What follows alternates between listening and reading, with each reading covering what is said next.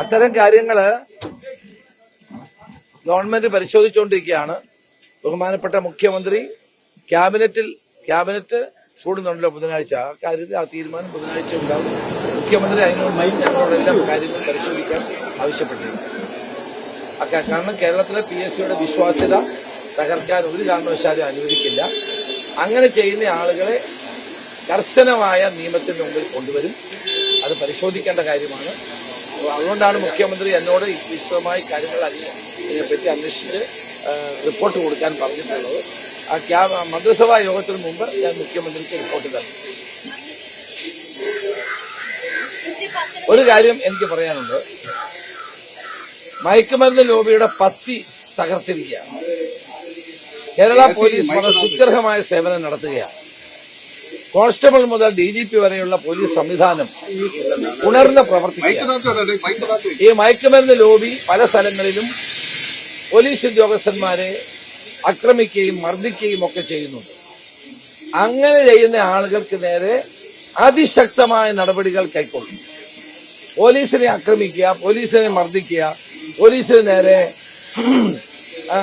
കൂടുതൽ അക്രമങ്ങൾ അഴിച്ചുവിടുക തുടങ്ങിയിട്ടുള്ളത് ഇപ്പൊ കണ്ടുവരുന്നൊരു കാര്യമാണ്. ഒരു കാരണവശാലും പോലീസിന്റെ കൃത്യനിർവഹണത്തിൽ അവരെ തടസ്സപ്പെടുത്തുകയോ അവരെ ആക്രമിക്കുകയോ ചെയ്താൽ ഒരാളിനെ വെറുതെ വിടില്ല. നിയമത്തിന്റെ കരങ്ങൾ അവിടെ എത്തും എന്ന് ഞാൻ മുന്നറിയിപ്പ് നൽകാൻ ആഗ്രഹിക്കുകയാണ്.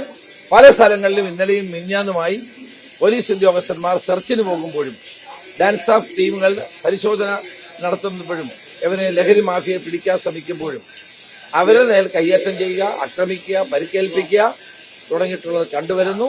ആ ട്രെൻഡ് അനുവദിക്കില്ല. ശക്തമായി തന്നെ പോലീസ് അത് നേരിടും.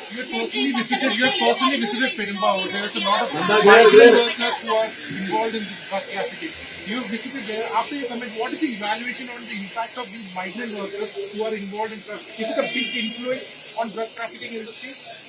I think that not everybody, but some of the people are involved in this drug trafficking. Everybody knows that it's a drug menace is there in Kerala.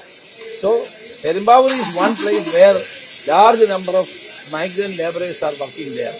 So I went there. I went by colony. I requested them in their own language that you have to desist from this kind of activity. Otherwise, we will be behind you.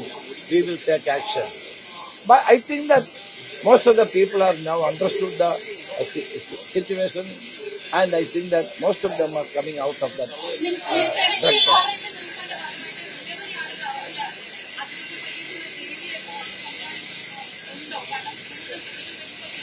അതിനൊക്കെയുള്ള സംവിധാനം ഞങ്ങൾ ഒരുക്കും. അതൊന്നും പേടിക്കണ്ട.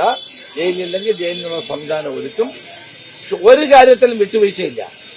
പോലീസുകാരെ ആക്രമിക്കുക, അതുപോലെ തന്നെ medical ഷോപ്പുകൾ, എല്ലാ മെഡിക്കൽ ഷോപ്പും ഇല്ല.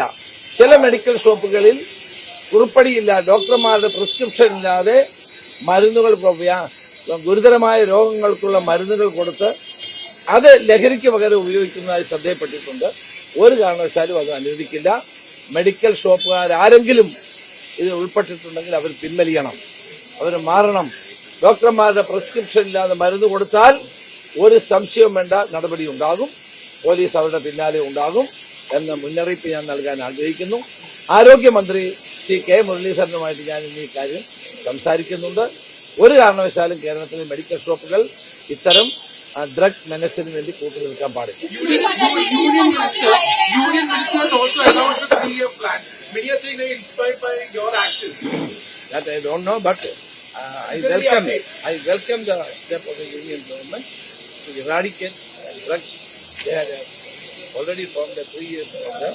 We are also appreciating their effort.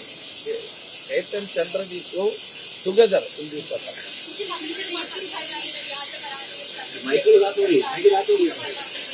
ഞാൻ പരിശോധിക്കാം. എനിക്കത് ഞാനും വായിച്ചു. അത് എന്താണ് ഞാൻ പരിശോധിക്കും. അല്ല, അത് NGPS നിയമത്തിന്റെ ഭാഗമാണ്. ആ നിയമ ഭേദഗതി വന്നാലേ അത് മാറ്റാൻ പറ്റുള്ളൂ. അത് അതിന്റെ കാരണം എന്താണെന്ന് വെച്ചാൽ ഈ ക്വാണ്ടിറ്റിയുമായി ബന്ധപ്പെട്ട ചില പ്രശ്നങ്ങളുണ്ട്. ഇത്ര ക്വാണ്ടിറ്റി വരെ കൈവെക്കാം. കാരണം ഇവര് വളരെ ബുദ്ധിപൂർവ്വം പ്രവർത്തിക്കുന്നവരായതുകൊണ്ടാണ് അത് സംഭവിക്കുന്നത്. പക്ഷെ ഞങ്ങൾ ആ ലൂപ്പ് ഹോൾസ് അടയ്ക്കാൻ വേണ്ടിയിട്ടുള്ള ശ്രമങ്ങൾ തുടരുക. അന്വേഷിക്കാൻ കുട്ടിയത് എന്താണെന്ന് അന്വേഷിക്കാം. കൂടുതൽ വാർത്തകൾക്ക് News 18 Keralam YouTube channel subscribe ചെയ്യുക.